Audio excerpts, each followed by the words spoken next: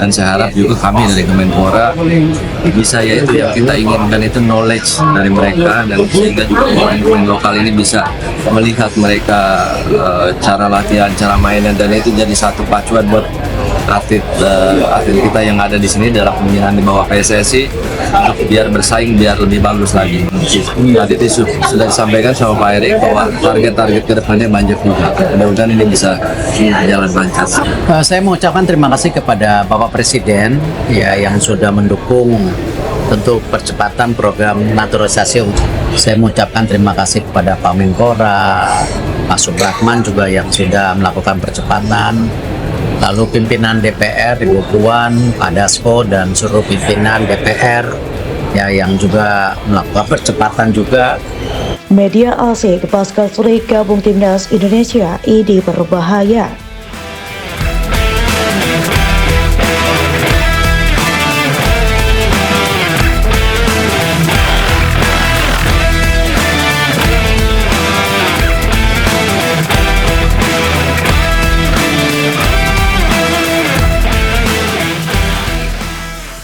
Dan kembali bukannya ambisius, mohon maaf. Jadi ya ini sebuah momentum yang bagus buat kita semua, saya rasa. Jadi kita kalau mendapatkan Pascal ini sangat bagus, makanya lewat konten saya ini saya mengingatkan kepada PSSI juga kepada Pak Erick Thohir selaku Ketua Umum, kalau memang berniat mengambil pemain belakang dan ini harus cepat-cepat, ambillah Pascal Struijk ini. Kenapa saya bilang harus cepat-cepat? Kita harus berlomba, karena ketika dia hadir di IPL, di Liga Premier Inggris bersama dengan Leeds United, tentunya Belanda juga melirik. Jadi pelatih tim nasional Belanda Ronald Koeman pasti akan melihat dia, dan bukan tidak mungkin dia diambil untuk ikut di Piala Dunia.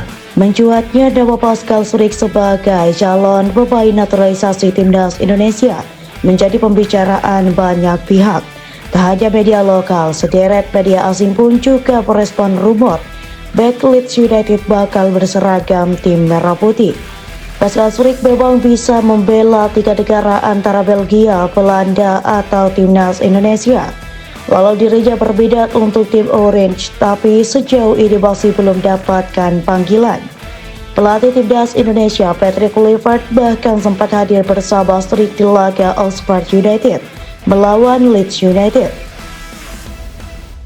Maka dari itu, pertemuan pemain keturunan Surabaya dengan Patrick Kluivert dianggap sebagai upaya Timnas Indonesia mendekatinya agar mau berpaling untuk tim merah putih. Meski belum ada kabar terkini rencana naturalisasi itu, namun media Cina Sohu memberikan peringatan untuk Timnas Cina. Dalam tulisannya, Sohu bahkan menyebut jika pemain berjulukan Van Dijk kecil itu segera berkostum Timnas Indonesia dan menjadi sinyal bahaya timnas negaranya. Timnas Cina dalam bahaya.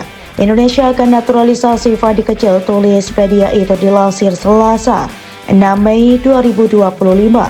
Dia telah sepakat bermain untuk Timnas Indonesia dan diharapkan bergabung dengan tim pada bulan Juni, tambah Sohu. Ulasan mengenai kondisi Cina yang berada di posisi bahaya jelang melawan Timnas Indonesia membuat netizen mereka bereaksi keras. Kapan tim nasional Cina pernah aman? Negara-negara Asia lainnya yang tadinya kelas 3 terus bekerja keras untuk naik kelas, ungkap salah satu netizen Cina. Namun harapan naturalisasi itu sedikit tertunda setelah PSSI memastikan tidak akan melakukan program pada bulan Juni atau saat melawan Cina dan Jepang. Sekarang ini saat momen jeda internasional bulan Juni, Timnas Indonesia tidak akan memiliki pemain keturunan terbaru, kata anggota Exco PSSI Arya Sinulinga dalam kanal YouTube yang bertajuk Bebas Podcast. Jadi kita telah putuskan untuk tidak menambah pemain naturalisasi untuk bulan Juni ini, tambah dia. Arya menjelaskan dari segi kualitas pemain Timnas Indonesia ketika lawan Australia dan lawan Bahrain cukup memuaskan. Jadi tidak akan ada pemain baru dalam proses menuju bulan Juni. Pemain kita kan sudah jago-jago dan hebat-hebat itu, jelasnya. Kalaupun nanti nambah, kan paling nambah ketebalan skuad nanti saja. Sekarang dengan 2 pertandingan terakhir kita nanti di round 3 ini dalam target yang kita inginkan, tegas Arya Sinulinga. Sebelumnya, rumor soal Surik membela timnas Indonesia pun menimbulkan reaksi dari publik Cina. Mereka cukup heran mengapa sejumlah negara seperti Indonesia cukup mudah untuk naturalisasi seorang pemain. Tetapi begitu rumit bagi negara kita, komentar salah satu netizen Cina di pemberitaan mengenai Pascal Surik. Secara skill dan kedewasaan di lapangan, Pascal Surik terus meningkat. Bahkan di Leeds United, ia menjadi deputi kapten Ethan Ampadu. Nilai lebih dari Pascal Surik ialah ia merupakan pemain serba bisa. Salah satu pundit Inggris, Barry Cross, beberapa tahun lalu bahkan menilai Surik mirip dengan Vincent Kompany. Pascal Surik pemain serba bisa.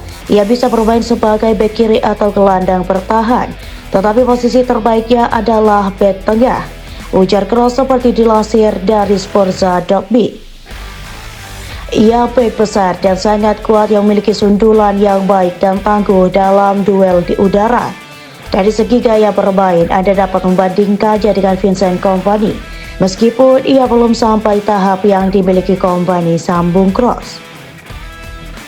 Pascal Surik memang bisa membela 3 negara antara Belgia, Belanda, atau timnas Indonesia. Walau dirinya berbeda untuk tim Orange, tapi sejauh ini masih belum dapatkan panggilan. Pelatih timnas Indonesia Patrick Kluivert bahkan sempat hadir bersama Surik di laga Oxford United melawan Leeds United.